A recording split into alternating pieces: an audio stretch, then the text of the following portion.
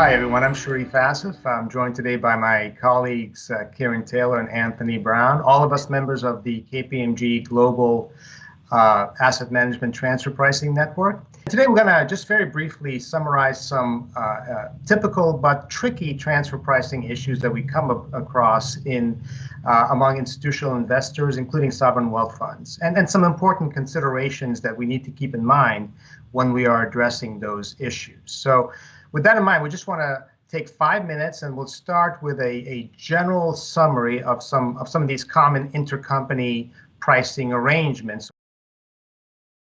And so, Kieran, I'll start with you. How is the investment management function typically rewarded among sovereign wealth funds that do not generate third-party management fees, for instance?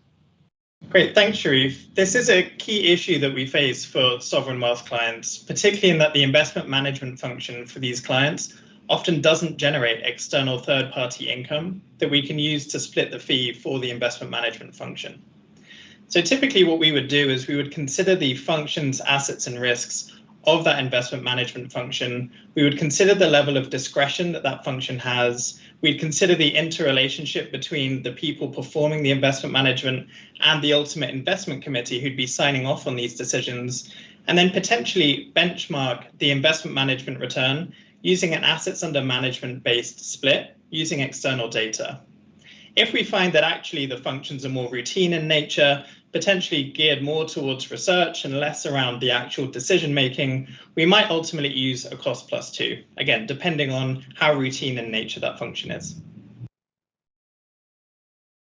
Yeah, and I'm glad, Kieran, that you mentioned the investment committee, because this is something that that kind of structure we come across in these funds very often. You know, you have investment committee members that are located around the world, and so how do you set the transfer pricing policy to compensate that function? And it really comes down to the nature of the committee, how they work together, the contributions that are being made by various members of the committee. So some key questions to ask are the members of the committee, each of them making real investment decisions, or are they more of a rubber stamp? And are some committee members more powerful, more equal, if you will, than others? And then that all of those considerations will factor into what type of transfer pricing policy makes sense. For instance, what might trigger a profit split or some sort of profit sharing arrangement among the investment committee members. We also often see different transfer pricing for different asset classes. So in some cases, we'll see that where a sovereign wealth is investing in more traditional asset classes or investment opportunities that require less structuring, those investment management functions can potentially be considered more routine in their nature. As a contrast to that, in occasions where we're seeing a private equity or alternative investment, often we're seeing there's much more structuring that goes into play from the investment management team, and that can ultimately vary the compensation structure of that group.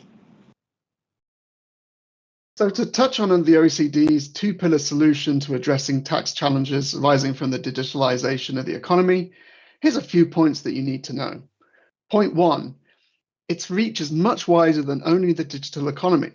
Point 2, sovereign wealth funds may be less impacted, pending more detail on any carve-outs, but the impact on underlying investments, particularly portfolio companies, could impact investment returns.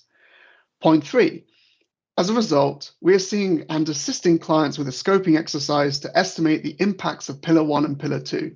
For example, for Pillar 1, are there multinational portfolio companies that meet the Euro 20 billion revenue threshold and 10% of profits before tax?